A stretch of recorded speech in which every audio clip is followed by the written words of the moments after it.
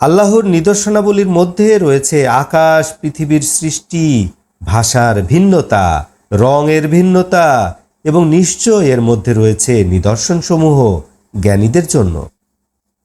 আল্লাহ তাআলার নিদর্শনাবলীর মধ্যে রয়েছে রাতে এবং দিনে তোমাদের নিদ্রাগমন এবং আল্লাহর অনুগ্রহের অনুসন্ধান।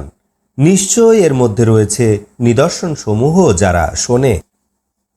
আল্লাহ তাআলার নিদর্শনাবলীর মধ্যে রয়েছে তিনি তোমাদেরকে বিদ্যুৎ দেখান ভয় এবং আশা সহকারে, এবং আকাশ হতে বৃষ্টি বর্ষান, অতঃপর ভূমি প্রাণহীন হয়ে যাওয়ার পরে তার মধ্যে প্রাণ সঞ্চালন করেন। নিশ্চয় এর মধ্যে রয়েছে নিদর্শনসমূহ ওই জাতির জন্য যারা জ্ঞান রাখে। আল্লাহর নিদর্শনাবলীর মধ্যে রয়েছে যে আকাশ পৃথিবী তার আদেশে স্থির রয়েছে, অতঃপর যখন পৃথিবী হতে বের হওয়ার জন্য তোমাদেরকে ডাক দিবেন তখন তোমরা সবাই বেরিয়ে পড়বে। আকাশ পৃথিবীর মাঝে যা কিছু আছে সব কিছুর মালিক আল্লাহ, সবাই তার অনুগত আজ্ঞাবহ। তিনি সেই আল্লাহ যিনি সৃষ্টির সূচনা করেন এবং পুনরায় সৃষ্টি করবেন, এবং ইহা তার জন্য অতি সহজ। আকাশ পৃথিবীর মাঝে তিনি শ্রেষ্ঠ গুণের অধিকারী, তিনি পরাক্রমশালী প্রজ্ঞাময়। তোমাদের নিজদের থেকে তোমাদের জন্য আল্লাহ তাআলা একটি দৃষ্টান্ত দিচ্ছেন। আমি তোমাদেরকে যে জীবিকা দান করেছি, তোমাদের অধিকারভুক্ত দাসদাসীরা কি উহাতে অংশীদার? তোমরা এবং তোমাদের দাসদাসীরা কি উহাতে সমান অধিকারী? তোমাদের নিজদের মতো তাদেরকে কি ভয় করো? এভাবেই আমি আয়াতগুলো স্পষ্ট করে দিচ্ছি ওই জাতির জন্য যারা জ্ঞান রাখে। বরং জালিমরা তাদের কামনা বাসনার অনুকরণ করে জ্ঞান না থাকার কারণে। আল্লাহ তাআলা যাকে বিপদগামী করেন তাকে কেউ পথে আনতে পারে? তাদের জন্য কোনো সাহায্যকারী নেই। আপনি নিজকে দ্বীনে হানিফের উদ্দেশ্যে স্থির করুন।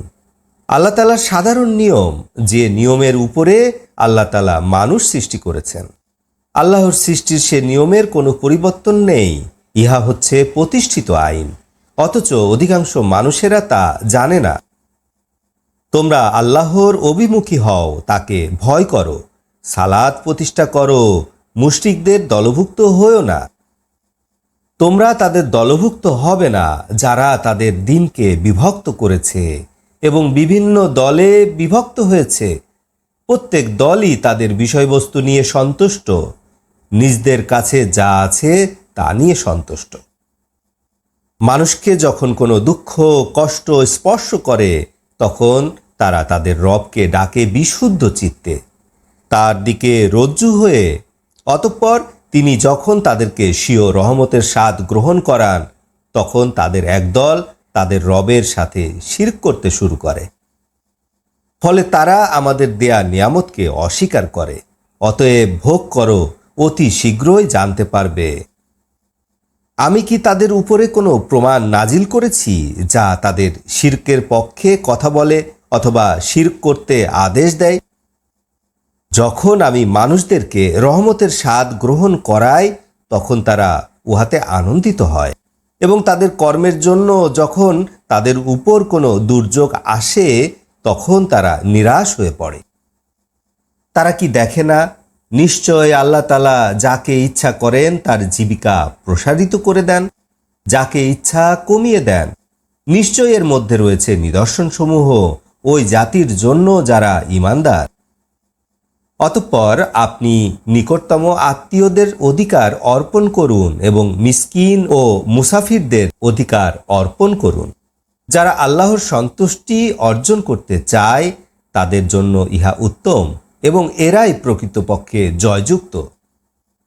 তোমরা যে সুদের কারবার করছো যেন উহা মানুষের মাল বাড়াবে, কিন্তু উহা আল্লাহর দৃষ্টিতে বাড়ায় না, এবং আল্লাহর সন্তুষ্টি লাভের জন্য তোমরা যে জাকাত দিচ্ছ আল্লাহ তাদের জন্য বর্ধনকারী।